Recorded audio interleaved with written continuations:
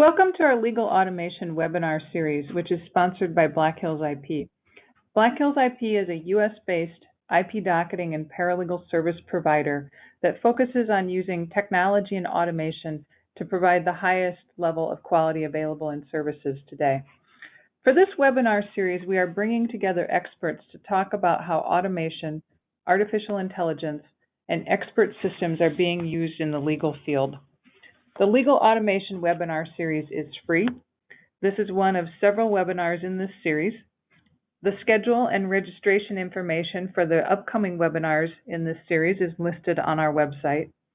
To register for any of those future webinars, go to the tab for Educational Resources on the Black Hills IP website, which is www.blackhillsip.com. The webinar that we are presenting today focuses on transaction management. We've allowed time for questions at the end of the program. Questions can be submitted using the question button in the control panel, which is on the right-hand side of your browser window. You can submit a question at any time during the presentation, but the question will be held in a queue until the end of the presentation, when we will then go through them. The presenters today are myself and Haley Altman. I'm Ann McCracken, the president of Black Hills IP. I'm a patent attorney with 21 years experience in patent prosecution. I was a partner at the Schwegman firm for 10 years, and I was also a full-time law professor and directed the patent prosecution program at Franklin Pierce Law Center for 5 years. Haley, can you tell the audience about your background? Absolutely. Thanks, Ann, and thanks for having me here today. I'm Haley Altman. I'm the founder and CEO of Doxly, a legal transaction management platform. I've also been a transactional attorney for over 10 years. My practice focused on M&A, venture capital, private equity, commercial lending, and licensing transactions. I was an associate in Wilson Sonsini's Palo Alto office and a partner at Ice Miller in Indianapolis. Well, thank you very much for taking the time today to talk to our audience. I'm going to turn this over to you to talk about transaction management. That's great. Well, what we wanted to do today is kind of go through the current transaction process and some of the implications of that process that you might see. We also wanted to dive into how people currently manage the checklist and signature process around these important deals. Talk about some of the benefits of an improved process and how some technology is being implemented to provide a new process. And then we'll wrap up by looking into what's next in the future of transaction management and how the area may evolve over time. So what we want to think about first is the current transaction process and how that might impact the deals that attorneys work on. So when you think of transaction management, whether it's a venture capital deal, a licensing transaction where you're licensing to a pharmaceutical company or licensing technology out of a university, or buying, selling companies, these are all very important transactions to our clients. They have potentially large implications in venture capital. It can be whether or not you can make payroll. In an M&A deal, it's the exit of your company. All of these things are critically important, and then a lot of times they have very discrete deadlines. So the risk of not getting them done or not documenting everything that needs to happen can have a big impact on our relationship with our clients. So the typical transaction process today is a series of documents, phone calls, emails that we utilize to manage this very important, complicated process. We have to engage with our clients to understand what they want, what are the key business terms we need to be moving forward. We have to draft the documents, get them in and out of our document management system, always keeping an eye on what version is the live version being negotiated. We have to constantly interact with opposing counsel and keep track of everything that's going on. In some cases, we're utilizing virtual data rooms as part of the process to manage the diligence. And what this leads to is a lot of different systems with information that are important and relevant to how we're going to close this deal. So a lot of times things can be chaotic, especially as we move forward to closing. some of the implications of the traditional process can be delays or inaccuracies in the documents that we're sending around.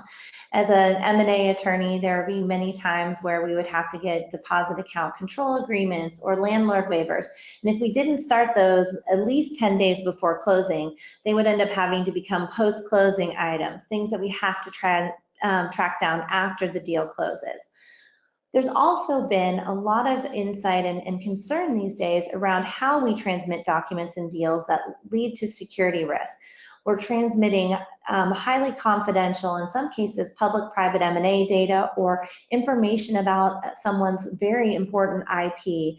And hackers have started to target with more regularity the email of the lawyers conducting these transactions. There was a case in January of last year where Chinese nationals targeted 2 major law firms, head of their corporate M&A groups, and were able to gain several $1 million in trading on deals discussed in those emails before they were caught. So there's security risks around how we transmit and share this information. And then the implications that we have if we've lost or misplaced a signature page, either at the time of signing or after the fact when there's a part of the deal that's being litigated. Being able to always be mindful and keep track of those execution copies. And as the administrative parts of the deal can be very time consuming in terms of preparing these signature pages, packets, and closing volumes, this can lead to write-offs, which impact the overall ROI that we're going to have on the deal. So what's the profitability we're going to get from the deal, which can also lead to negative client experience. If we aren't able to collect the signature pages in time and closing has to slip a day, that can have a negative impact on our relationship with our client and how they view this overall success of a transaction. So those are just some of the things that kind of come into play when we've got a process that isn't maximized for efficiency. So now we can look in at the checklist process. So a lot of attorneys will utilize checklists in order to manage these complicated deals. And the checklist really is the roadmap for the transaction. It's a set of all of the documents and tasks that need to be moved forward to close out a deal. The purchase agreement, the license agreement, all of the ancillary agreements that need to be approved and documented in order to kind of facilitate and close out this transaction. Whether we need to send wire instructions, obtain good standing certificates, do UCC searches. These are all of the different things that we're trying to keep track of in the checklist. These are common across many practices. How we set them up and the documents in them vary by transaction, but the general structure usually remains the same.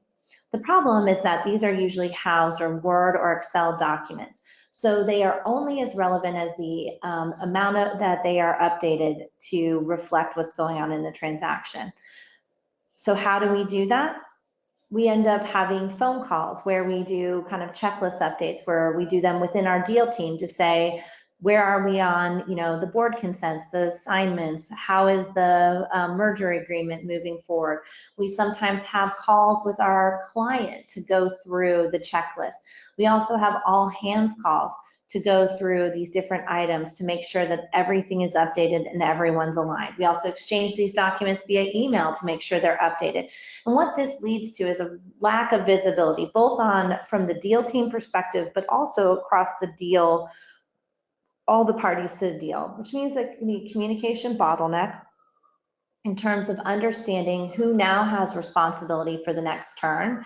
Is it buyer or seller's counsel that is going to be modifying the next term of the purchase agreement?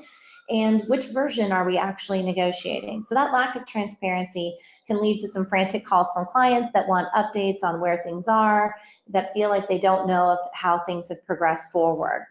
And as we have all of these different meetings and all of these different phone calls to align on where we are in the transaction, that's a point in time where we could end up having to write off time for the meetings that we're having to align on these checklist items. The signature process itself is actually probably one of the largest administrative burdens, and even the use of technology along e-signature has not really changed the process from the lawyer's side. So when we look at the current process, you look at every document in a deal that requires signature. we have to go into each of those documents, identify who must sign from the deal process, the deal teams, and then we have to create a signature page for each of those signers for each of the documents for which their signature is relevant. So that means opening every single Word document, creating a signature page, putting that signature block, hitting tabs, creating a footer, and trying to make sure that that footer doesn't appear on every single page of the document, which was my nemesis throughout practice, and then packeting them for each signer, which means printing all the signature pages, laying them out on a desk, and putting them in stacks for each signer, and then sending them out via email. DocuSign improves this process by allowing us to improve the signer's part of it, but in the current council's process, this actually takes one more step. So we prepare these packets, but instead of just uploading them to an email and sending them, we actually have to upload the packets to DocuSign and place every Sign Here tab.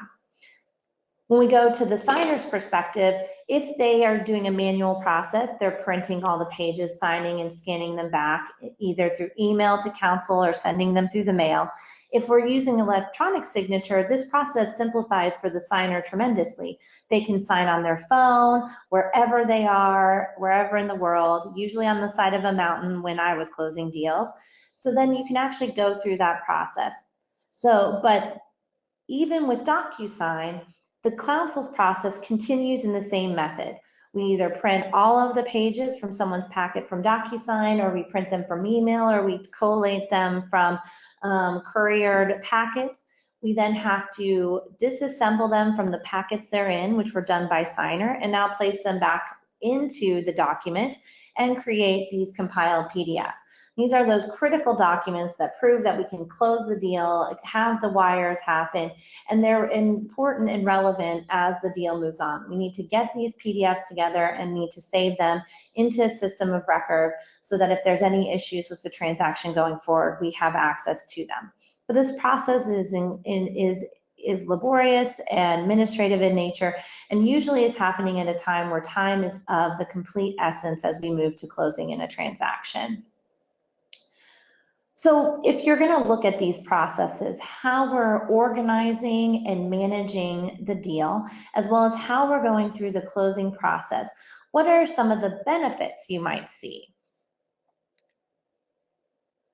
When we look at how technology can work to improve these processes, transaction management systems are designed to provide a secure portal that allows people to exchange information in a very organized and structured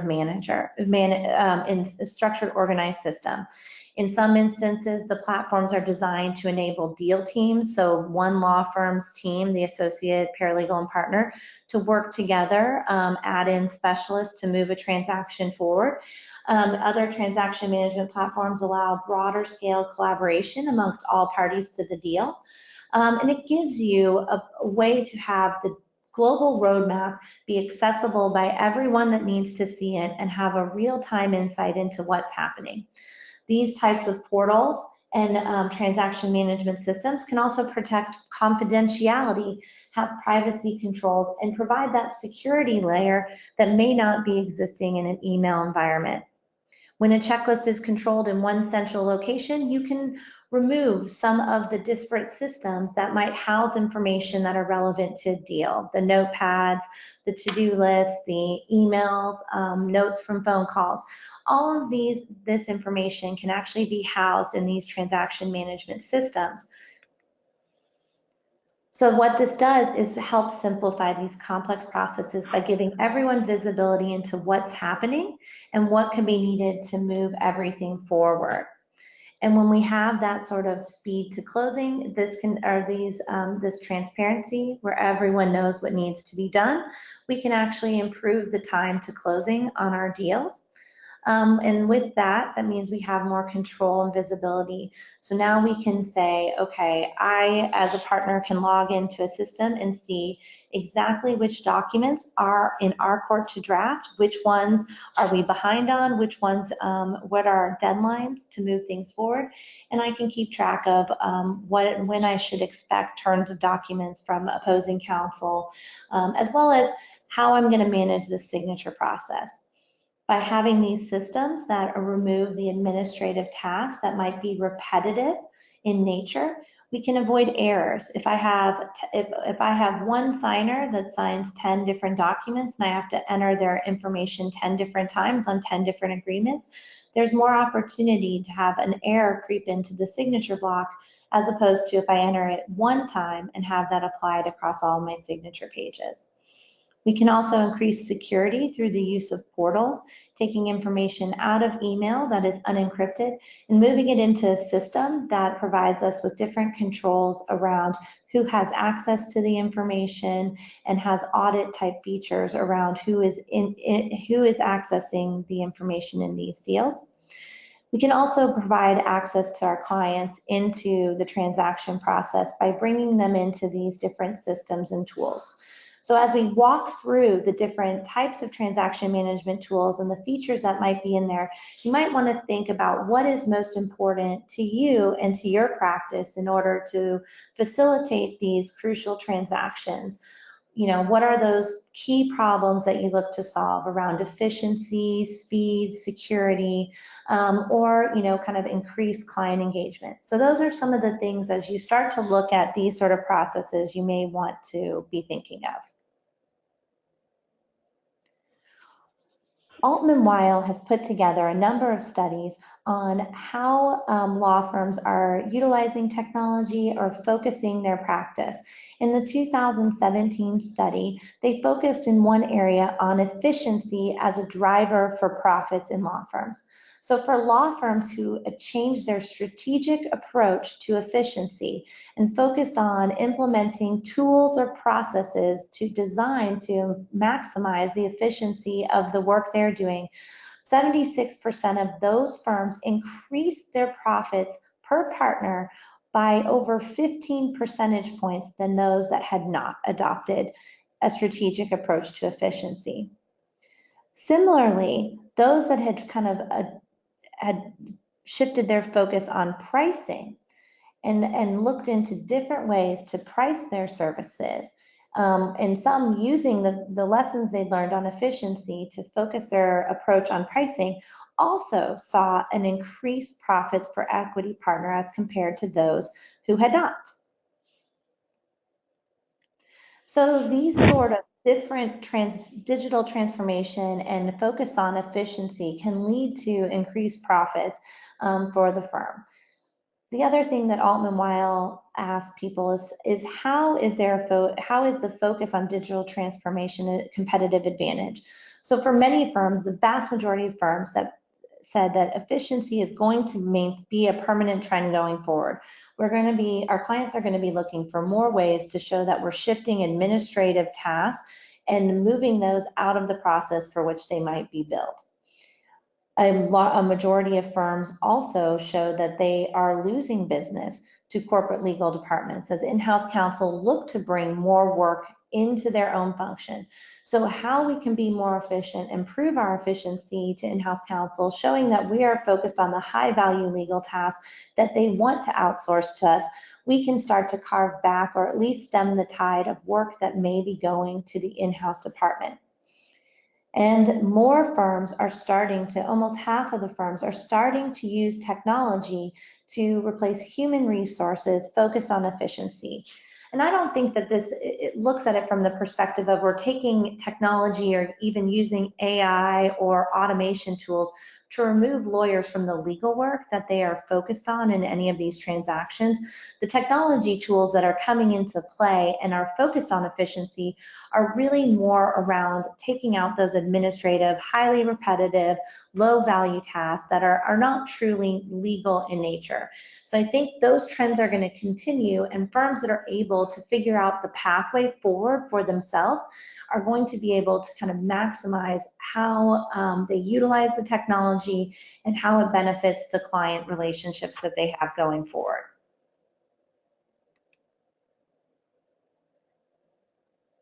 So now we can think in on what is the new process? What are the different ways that technology solutions have been created to focus on transaction management?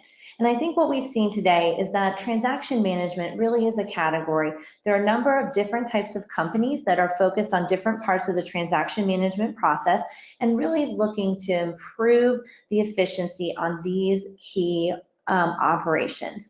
So one of the things that you'll see is different technologies have focused on the closing checklist. So taking the mass stacks of paper that are kind of the guidepost for a transaction and turning it into a portal where you can get real-time insight into the transaction process. Different closing checklist products will enable you to collaborate either solely with your deal team. Some allow you to bring the client into the process, and then other technologies actually look at it from a collaborative perspective and enable you to bring not only your deal team, but opposing counsel into it. These checklist products will work with any different types of checklists. Most of them are built to be transaction agnostic, where they can be used for all different types of transactions, not just M&A or private equity, but commercial real estate, commercial lending, licensing. So there's a lot of applicability that these checklist softwares can be used. They generally will document all of the documents and tasks that need to be moved forward in the transaction process and give you some level of visibility into how they move forward. So they're all a little bit different, but they have a general focus on taking that roadmap and rather than making it static, giving more visibility and collaboration into it.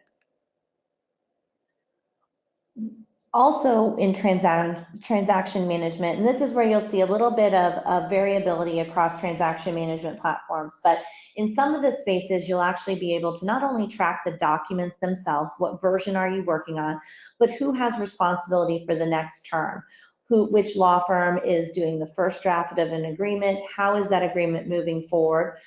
Some transaction management systems will provide version control. They'll give you a sense of what version, what's the progression of each of the versions that have been exchanged as part of this process, as well as which version is the active version we're working on. Most of them will give you different badges where you can document when an agreement is final and will also help you keep track of when documents are executed.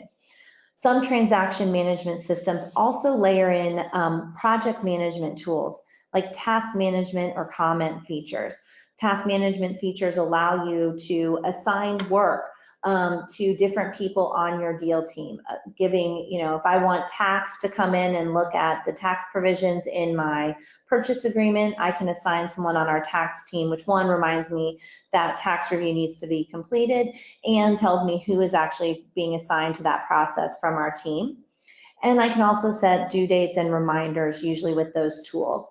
The commenting features in many of the project management softwares will allow you to provide internal team comments on the documents you're reviewing, as well as public comments, which can serve as open issues list items on the transaction documents themselves. So what you'll see from a transaction management perspective is some solutions will focus on the checklist and just give you a sense of where each document is. Other transaction management solutions will actually take it a step further and add project management tools. So depending on your area of focus, you can have a clean checklist or start to add in different features.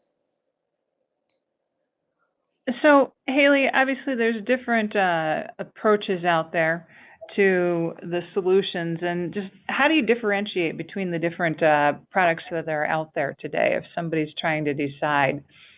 Yeah, it really kind of comes down, and I think that's a great question. It comes down to what are your goals?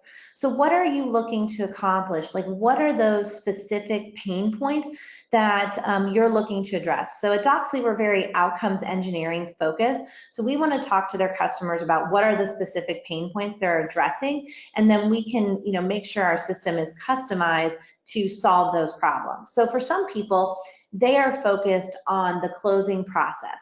So they want something that's going to help them manage the signature process. And there are some solutions that just focus on signature management, where they are helping you track the signature pages and create closing books. Other solutions are focused on the checklist.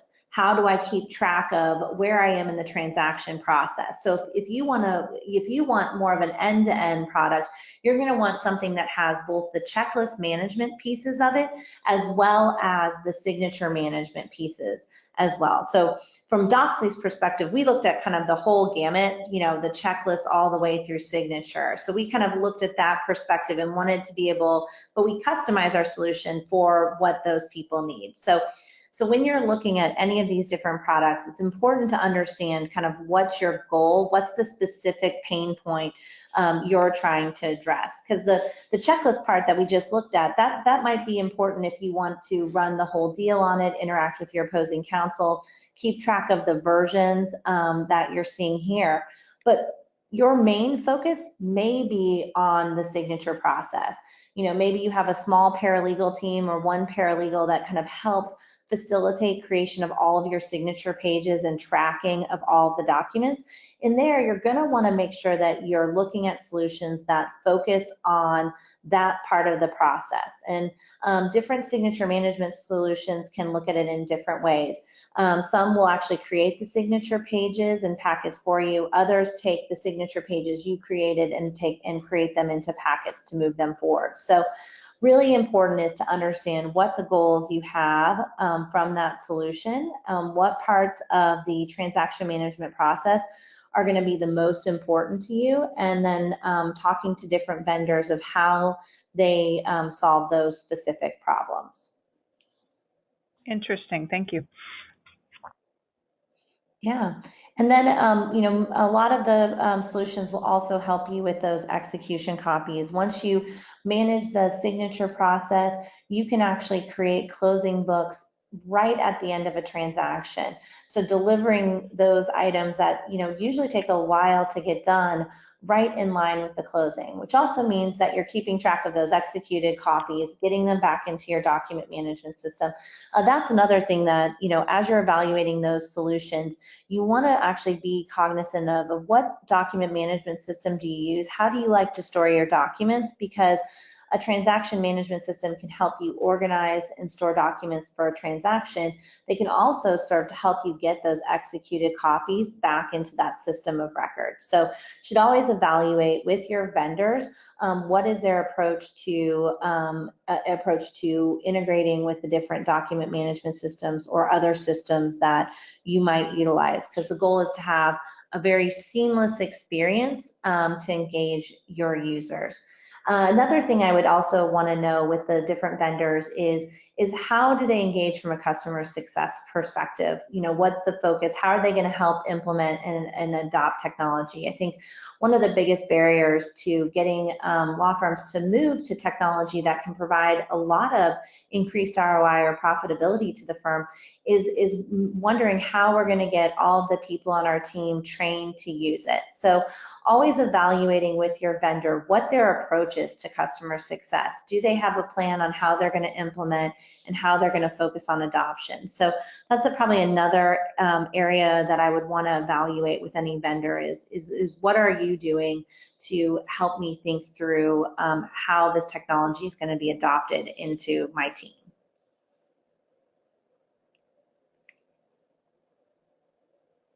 All right. So as we kind of look at these technologies, there's technologies available today that are very focused on providing benefits to firms. A lot of them are focused on helping you not only reduce write-offs, reduce dollars that, you know, for time that you've actually spent working. Some of those solutions are focused on how do we also improve your profitability. And as these solutions continue to evolve, I think you're going to see them tackling more and more areas of the transaction process. So as we look to the future of transaction management, some of the things that are going to come out, I think as we mentioned before, the ABA has issued a new model opinion on the use of email in certain, in the distribution of confidential information. In the past, it's been presumed that you meet your duty of confidentiality if you send things via unencrypted email. In the most recent model opinion, they said that presumption is being removed. So that means there's actually a risk that we are not meeting our ethical obligations to the duty of confidentiality if we send confidential documents through email. So there's a fact-based and reason-based test that's out there to decide which information requires heightened security. I think we're going to see the ABA's concern for the distribution of confidential documents through email grow in the future. as email is the source of, I think 93% of all hacks begin with an email. As that continues and law firms continue to be targets of hackers for the data that we have, I think you're going to see a bigger move to how law firms distribute their confidential documents. So this will be a move from sending things via email to communicating things through portals. And I think that's what transaction management software is going to evolve into. I think a lot of it is already started to be portals for sharing information, but I think you'll see more and more that there are going to be transaction management solutions focused on providing people a way to send the communications and the documents around a deal through portals rather than email. We're already seeing alternative service providers that are moving into the transaction space. They are looking at doing diligence review at this point, but we're also starting to see there be a little bit more movement into deal management, where there are some firms that have actually established transaction support groups where the entire purpose of the group is either to create a closing binder at the end of a deal or to actually manage the signature management process. And as firms have decided to dedicate resources to that, I could see alternative service providers also seeing that as a benefit where they could actually offer their in-house counsel clients the ability to run these deals. And so I think, as things evolve, unless law firms are able to find efficiency in doing these processes, this is an area where alternative service providers might move in. And it's also a place where general counsel might start bringing work in-house. I've met with a couple of in-house groups that have actually brought their entire M&A and venture capital operations in-house and managed them with the team in-house. As we mentioned before, there's a lot of focus on how pricing is going to be going on. We have a little bit of a slide showing how law firms view this going, but fixed fee arrangements are really starting to take shape in the transaction space. A lot of firms have moved a lot of their venture capital transactions to fixed fee arrangements. So the efficiency gains in transaction management are going to be really important as more of these agreements and deals move into these types of arrangement. And I think you'll continue to see non-hourly billing being a permanent trend. Okay. So first of all, I'd like to remind everybody that if they have questions, they can submit it through the control panel on the side of the screen. If you have questions about Black Hills IP and our processes or services, Jim Brophy's contact information is there. If you want to learn more about Doxly's transaction management platform, you can go to www.doxly.com or reach out to info@doxly.com to schedule a demo. While we're waiting to see if we have any questions, Haley, I have a couple. When you think about a transaction management software tool or platform, who in an organization typically uses and manages that software platform? Is that a paralegal? Is that an associate? Who uses that platform and who manages it? Yeah, I think a lot of times it depends on the firm, but it's usually an associate or paralegal that's really managing the checklist, kind of inputting all the information. They're usually the ones that are actually putting together the signature packets. So it's kind of translating the work they do, then they just manage it in a technology solution. I think one of the things we looked at though is, even though the associate is responsible for keeping the checklist up to date or managing the signature process, the partner is actually the one that gets the calls from the clients as to where are we in the transaction or how many signatures do we still need. So I think the goal of the transaction management systems is to enable the associates and paralegals to kind of get the work they would done manually done in the system, but to provide visibility to a partner. So if you can log in and see, oh, while I'm on a call with a client, these 4 people haven't signed, rather than having to call the associate who calls the paralegal, who opens the DocuSign or opens all the packets and then telephones back. The systems should be usable by the associates and paralegals, but accessible by the partners and senior associates. Sure. Oftentimes when we're talking about automation and artificial intelligence and expert systems, there's a question about whether a organization should develop the technology themselves and basically build it, or go out and buy an off-the-shelf product that's already out there. With respect to transaction management, is building it internally an option, or is it far better to go out and look at one of the off-the-shelf solutions?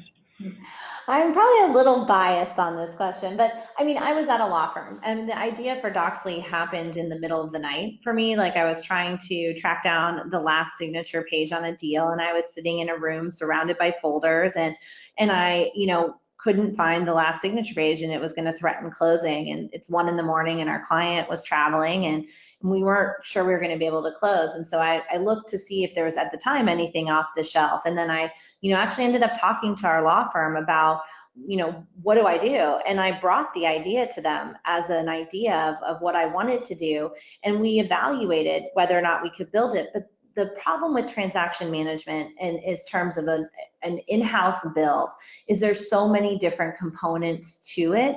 And even after getting into building this and launching the product 2 years ago, there's so many things you have to think about. When you create an execution copy, which is attaching all the signature pages to the document, you might have multiple closings. So you may need to be able to add signature pages to the document you've executed. So all of the different rules of how you create a signature page, around how you're going to packet things together, there's a lot of nuances. And since transactions are really complicated, there's a lot of things to think about. So it depends on which area of the transaction you're looking to gain efficiency. I know there's a law firm that built an in-house third-party consent tool where they just try to track the consents, large numbers of third-party consents. So I think I've seen some people try to tackle a piece of the transaction and do it in-house for parts that they have trouble with. But when you're trying to tackle the thing as a whole, I think it's probably going to be a lot easier to take a look at some of the off-the-shelf solutions. Okay. Obviously, there's a lot of different types of transactions that are well suited to a transaction management tool. Are there any that you found don't work well with this type of a platform? Any types of transactions or fields of law, anything that this doesn't really work well for, that needs some other kind of a solution? I think for the most part in a transactional space, and in fact, I've actually been surprised at areas that it applies to that I wouldn't have thought from the beginning. So, M&A, venture capital, private equity are, standard transactions that all have closing checklists, but I did licensing deals where we had checklists. Any document where it's a single, like when you've got really maybe one document and one document and a couple ancillary agreements, you may not need a whole system. So where you've got a really small transaction and a small number of signers, you may be able to manage that in a slightly different way and use other kind of efficiency tools. So I think you need kind of a multi-document set. So it's not really, can't really become a contract management system. At most of them at the current state, but I've seen it applied to bond, municipal finance, capital markets, commercial lending, commercial real estate, IP transactions. We've had some people ask us if they could use it to monitor like litigation. And you can use, I think the beauty of a lot of the systems is the checklist is really defined by the content that's uploaded in it. So, people ask us if you can use, like if they can use it when they have foreign languages. We don't, we're kind of language agnostic. So whatever you upload, whatever language you upload it in, it's going to render on the screen, but that's the same thing for whatever checklist items that you put in there.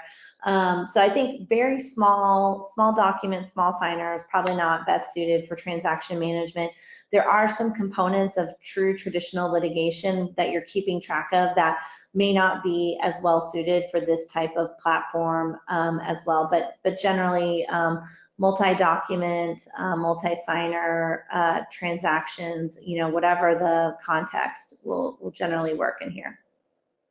Okay, great.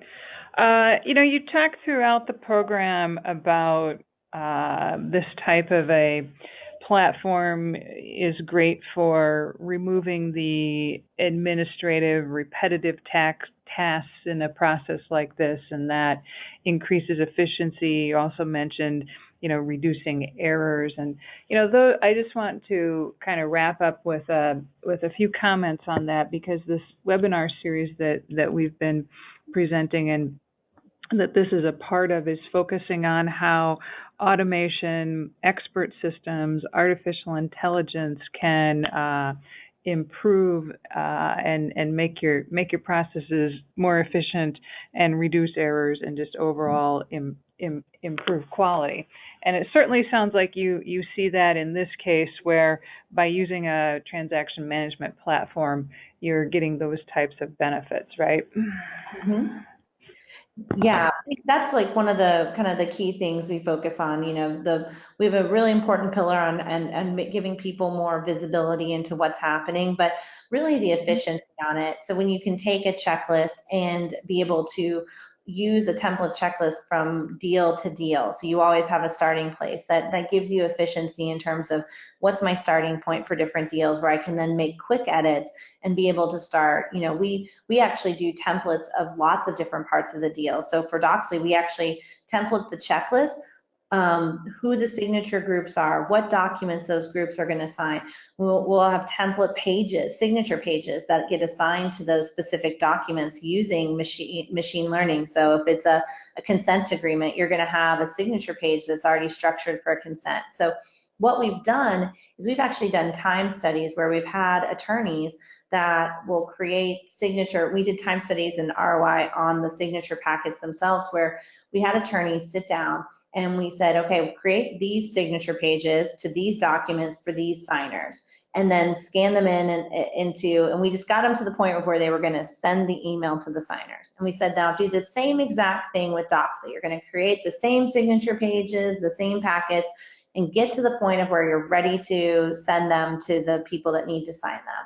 And we never gave them a single training on Doxly, and they went in and they did it, and they had a 53% time savings from the manual original process to the Doxly process, even when they didn't have any familiarity with the system. So you're able to see pretty great improvements. And we think that over time, it gets even more, that you can see even more value.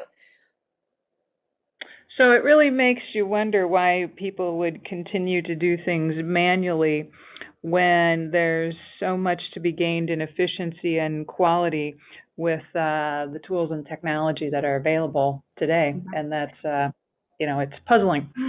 Yeah, well, and I think people get hung up on, if I reduce the number of hours, is that potentially reducing my profitability? But when you think about it, the hours that people spend putting signature packets together and putting execution copies, or more importantly, even creating the closing book, those are done after closing.